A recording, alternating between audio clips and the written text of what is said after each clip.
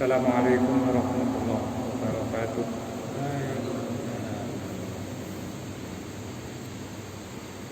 Kita awali dengan membaca kitab ila hadratin Nabi Mustafa Muhammadin sallallahu alaihi wasallam wa ala alihi wa ashabihi wa azwajihi wa dzurriyyatihi wa ila muallifi hadzal kitab lahumul kiramil Fatihah. A'udzu billahi minasyaitonir rajim. Bismillahirrahmanirrahim. Alhamdulillahi rabbil alamin. Arrahmanir rahim. Maliki yaumiddin. Iyyaka na'budu wa iyyaka nasta'in. Ihdinas siratal mustaqim. Siratal ladzina an'amta 'alaihim ghairil maghdubi 'alaihim waladdallin. Amin. Bismillahirrahmanirrahim. Wa anhu, hadis nomor 5. Wa anhu, dan dari sahabat Abu Hurairah radhiyallahu anhu, faqala, Abu Hurairah mengatakan, ata, datang atau sowan an-Nabiyya sallallahu alaihi wasallam, kepada Nabi sallallahu alaihi wasallam, rajulun, orang laki-laki, a'ma, yang buta. Qala, kemudian orang yang buta tadi mengatakan, ya Rasulullah,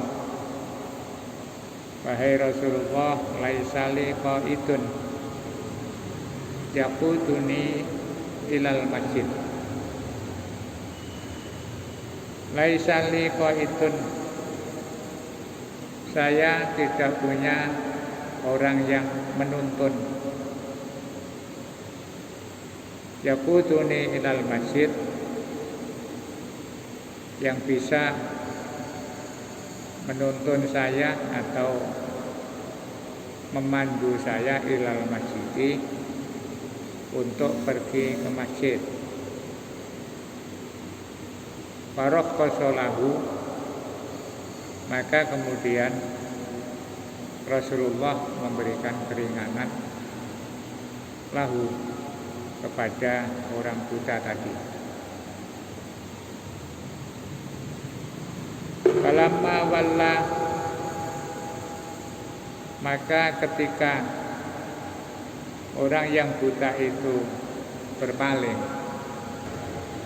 atau mau pulang, da'ahu, kemudian Rasulullah memanggil orang itu, faqala, kemudian menanyakan, hal tasma'un nida bis sholati, apakah kamu bisa mendengar panggilan sholat? Maksudnya, apakah kamu masih bisa mendengar azan? Qala, orang buta itu menjawab, na'am, iya. Qala, kemudian Nabi bersabda, fa'ajib, kalau begitu jawablah. Ajib, jawab itu artinya datanglah kamu ke masjid. Para ahlul hadis mengatakan bahwa yang dimaksud orang buta itu adalah Abdullah bin Ummi Maktum, yang memang sering sowan kepada Rasulullah. Nah, terkait dengan hadis tentang betapa pentingnya sholat jamaah yang kemarin itu, sampai kalau isya dan subuh itu andaikan orang tahu pahalanya, ya tentu berusaha datang ke masjid walaupun dengan merangkak. Karena ada penjelasan Nabi seperti itu, kemudian Abdullah bin Umi Maktum ini matur kepada Rasul, saya ini buta, kadang-kadang tidak ada yang nuntun saya. Terus bagaimana? Nah, ketika Rasulullah diberitahu oleh Abdullah bin Umi Maktum, beliau mengatakan, ya sudah, tidak apa-apa. Ya, untuk kamu ya saya beri keringanan. Ya karena alasan buta tidak ada yang nuntun. Tapi begitu mau pulang, sudah mau keluar dari rumah Rasulullah, ternyata Rasulullah panggil Abdullah bin Umi Maktum ini, ditanya, tetapi kamu kalau ada orang azan mendengar apa enggak? Kata Abdullah, ya mendengar ya Rasul. Kemudian Rasulullah mengatakan, kalau gitu ya kamu harus datang. Wajib. Wajib itu artinya menjawab azan. Maksudnya jawab azan itu, kalau ada orang azan kemudian kita mendengar, itu ya seharusnya datang ke masjid. Nah, dari hadis ini kemudian urusan menjawab azan itu terjadi perbedaan pendapat. Ada yang mengatakan yang dimaksud menjawab azan itu dia menjawab, menirukan seperti yang biasanya kita lakukan. Ketika ada orang azan Allahu Akbar, kemudian kita nirukan, menjawab. Itu namanya jawab azan. Secara harfiah, menjawab azan itu ya nirukan orang azan itu. Tapi ketika asyhadu an la ilaha illallah ya dijawab sama. Asyhadu anna Muhammadar Rasulullah ditirukan. Baru ketika hayya 'alas shalah itu ajaran dari Rasulullah ya jawabannya beda.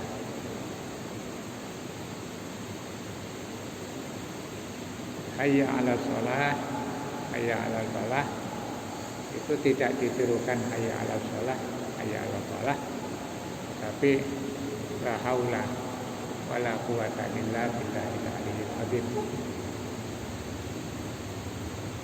Sampai nanti azan subuh ketika ada as-shalatu khairum minan naum, Rasulullah mengajarkan shadaqah wa bararta wa ana ala dzalika minasyahidin.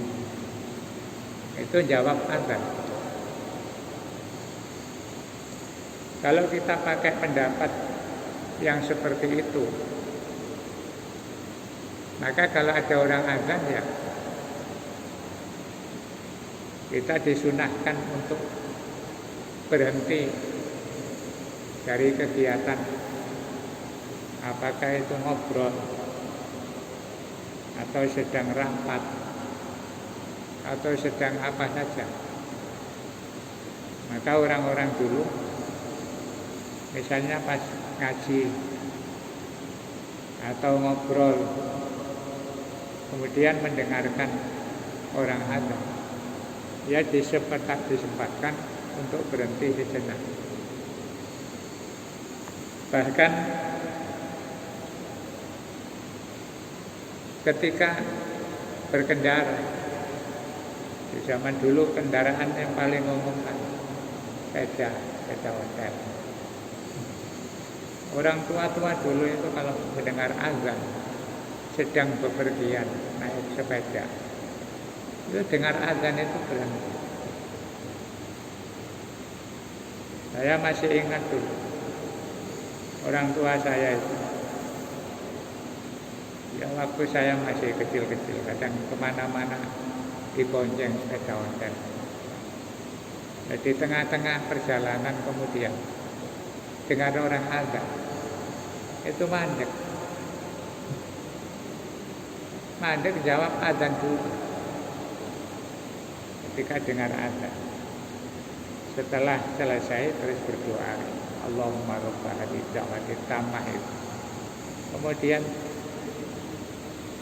ngajak mampir ke masjid dulu. Mana masjid di sini sholat. Itu karena orang dulu itu menganggap jawab azan itu penting.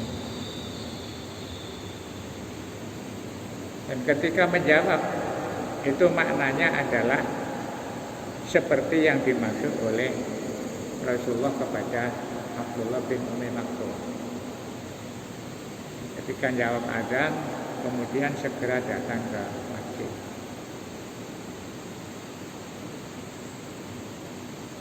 Maka dari situ kemudian ada pendapat yang mengatakan kalau tidak datang ke masjid, walaupun mengucapkan Allahu Akbar, nirukan orang yang azan, itu artinya sama dengan tidak jawab azan. Jadi ngomong tok tapi tidak mau melaksanakan panggilan. Istilahnya orang Jawa itu dipanggil nggih tapi gak kepanggil. Jadi ngomong ya dipanggil Allahu Akbar, ditirukan, tapi gak moro-moro. Itu maka dianggap ya jawab, mulutnya jawab tapi tidak melaksanakan. Nah dari situ kemudian ada pendapat yang mengatakan nek wis gak niat jamaah ya wis gak usah jawab. Dia jawab tapi ngomong iya tapi gak teko. Ini padha karo gak jawab. Sehingga pendapat yang kedua ini yang belakangan sering dipakai orang-orang yang ketika dalam kegiatan apapun kemudian mendengar azan itu tidak ada istilah berhenti. Itu sering sekarang. Di kantor misalnya ada rapat, enak-enak ngobrol, membicarakan hal-hal yang dibahas di dalam rapat itu, atau sidang DPR, MPR, dengar azan, tapi masih dalam keadaan sidang, masih bertengkar, adu pendapat. Akhirnya pada saat mendengar azan mereka tidak jawab. Alasannya, oh jawab gak jamaah, jawab. Itu yang dipakai dasar bahwa ketika ada orang azan kemudian tidak menjawab, sekedar mengucapkan atau menirukan azan, ya karena dasarnya hadis ini. Yang namanya jawab azan itu yang berangkat ke masjid untuk melakukan jamaah sholat. Jadi cocok antara mulut dengan hatinya. Nah, kalau hanya mendengarkan saja tapi nggak berangkat, itu sama dengan jawab saja tapi nggak berangkat, itu sama dengan tidak jawab. Supaya kita tahu dasarnya kenapa sekarang banyak orang dengar azan terus berhenti. Ya termasuk ibu-ibu pengajian, yasinan, tahlilan, manakiban. Itu kan kadang-kadang begitu dengar azan tapi belum selesai.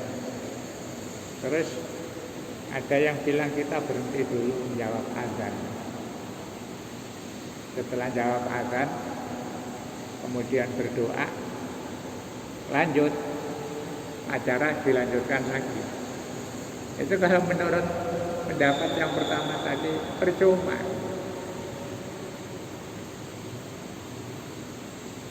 Jadi jawab tapi nggak berangkat. Tapi ada yang mengatakan ya tetap harus menirukan karena Rasulullah itu ngajari seperti itu.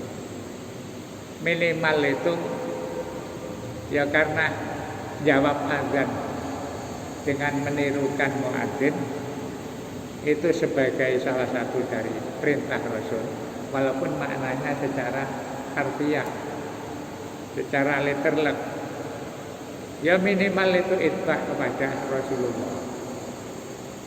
Nah, kalau itba kepada Rasul, ya itu ada pahalanya sendiri.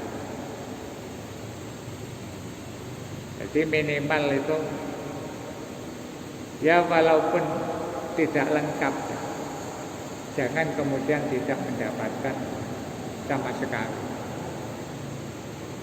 Itu yang dipakai orang tua-tua dulu. Gak apa-apa, masih gak jamaah misalnya, tapi krungu azan, dia tetap menirukan jawab azan dengan menirukan kalimatnya. Kemudian setelah itu berdoa. Jadi kalau ditanya terus apa manfaatnya, ya manfaatnya minimal dapat pahala jawab azan karena itu mengikuti ajarannya Rasulullah. Nah, yang lengkap jawab azan itu ya di samping menirukan lafal-lafal yang dibaca oleh muadzin, ya datang ke masjid. Jadi namanya dipanggil, bilang iya, berangkat.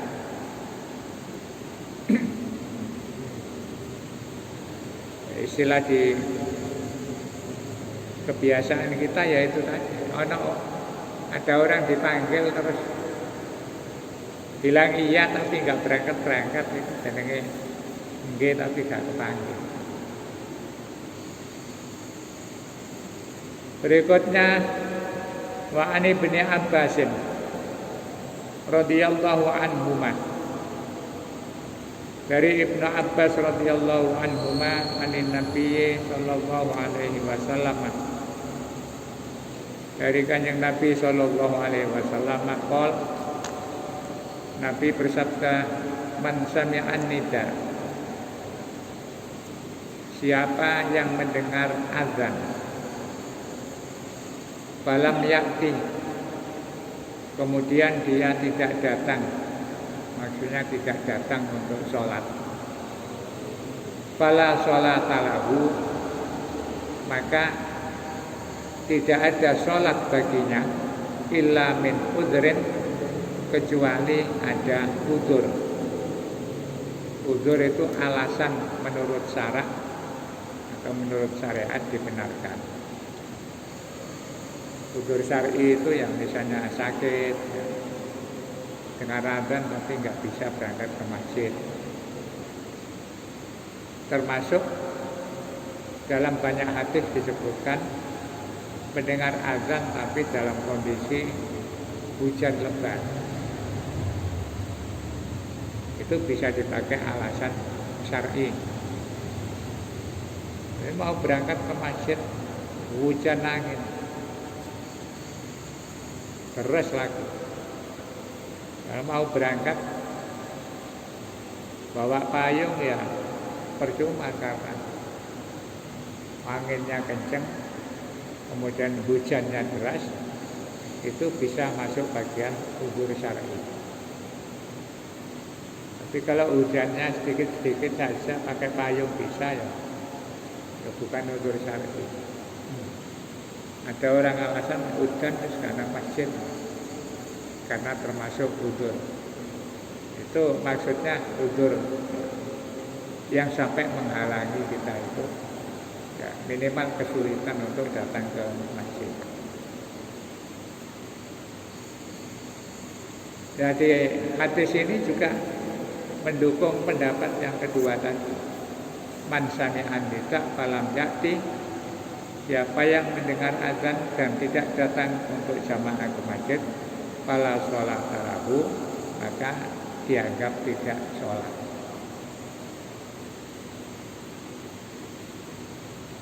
Nah, dianggap tidak sholat itu pendapat yang keren. Yang longgar maknanya fala sholata lahu itu ya sholatnya dianggap tidak sempurna.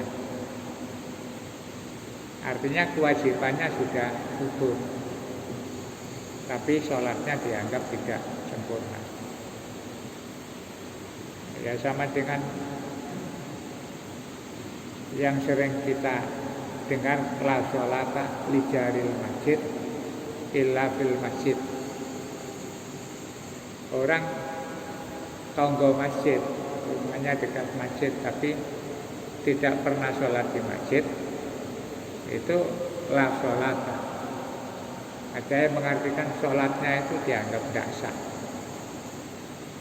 Dekat masjid kok nggak pernah ke masjid. Tapi ada yang mengatakan la sholata itu maksudnya sholatnya tidak sempurna. Rawahu Ibnu Majah wa Daruqutni wa Ibnu Hibban wal Hakim wa isnaduhu ala syarti Muslimin.